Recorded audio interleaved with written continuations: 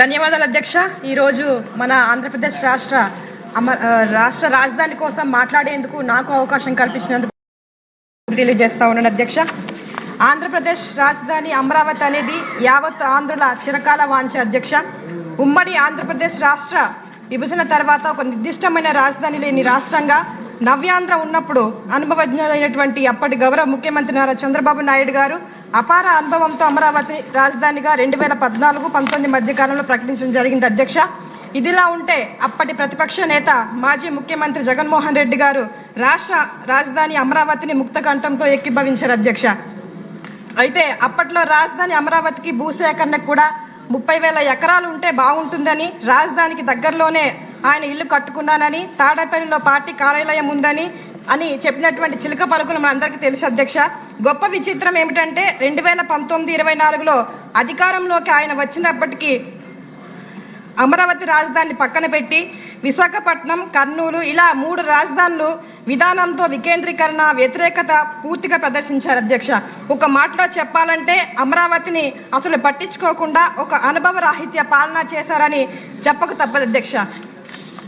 ఇదిలా ఉంటే ఒకానొక సందర్భంలో వైకాపా ప్రభుత్వ హయాంలో వైకాపా సానుభూతి పరులు అమరావతిని శ్మశానమని, వేశ్యల రాజధాని అని, అమరావతికి మంచి చరిత్ర లేదన్నట్లుగా ఆంధ్రుల ఆత్మగౌరవాన్ని కించపరిచారు అధ్యక్ష.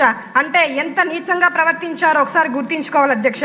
ఇదంతా కేవలం తెదేపా నేతలకు వ్యాపారం కోసం భూసేకరణ చేసినట్లు, అందులోనూ అంతా తెలుగుదేశం వారే ఉన్నట్లుగా వక్రీకరించడం మర్చిపోలేనటువంటి సందర్భం అధ్యక్ష. మాజీ ముఖ్యమంత్రి జగన్మోహన్ రెడ్డి గారికి అసలు తెలుగువాడి చరిత్ర తెలుసునో లేదో కానీ మన తెలుగు పుస్తకాల్లో చూస్తే ఈరోజు అమరావతి నగర అపురూప శిల్పాలు, త్యాగయ్య గొంతులో తారాడు నాదాలు, తిక్కన్న కలంలో తీయందనాలనే ఒక పద్యం ఉంది అధ్యక్ష. అంటే అమరావతికి ఎంత పురాతన ప్రాచుర్యం ఉందో ఒకసారి అర్థం చేసుకోవాలి అధ్యక్ష.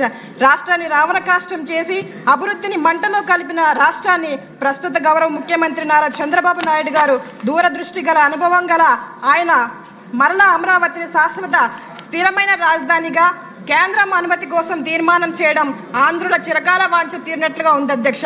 ఇదిలా ఉంటే అప్పటికే మాజీ ముఖ్యమంత్రి జగన్మోహన్ రెడ్డి అండ్ కోబ్యాచ్ తీర్మానాన్ని తీవ్రంగా విమర్శించడం, వెరితనంగా భావించడం మంచిది కాదు అధ్యక్ష.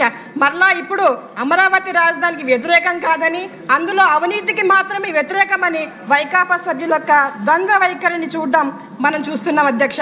ఏది ఏమైనా ఒక అభివృద్ధి చేసేటువంటి అనుభవం గల సమర్థ నాయకునికి, ఒక అనుభవం లేమి గల అభివృద్ధి వినాశకారి నాయకుని పాలనకు మధ్య జరిగిన పాలనగా చరిత్రలో గుర్తుండిపోయి ఒక మహాఘట్టమని తెలియజేస్తా ఉన్నాను అధ్యక్ష. గౌరవ ముఖ్యమంత్రి నారా చంద్రబాబు నాయుడు గారు తీసుకున్నటువంటి ఈ మంచి నిర్ణయాన్ని నేను మనస్ఫూర్తిగా స్వాగతిస్తున్నాను అధ్యక్ష. ధన్యవాదాలు.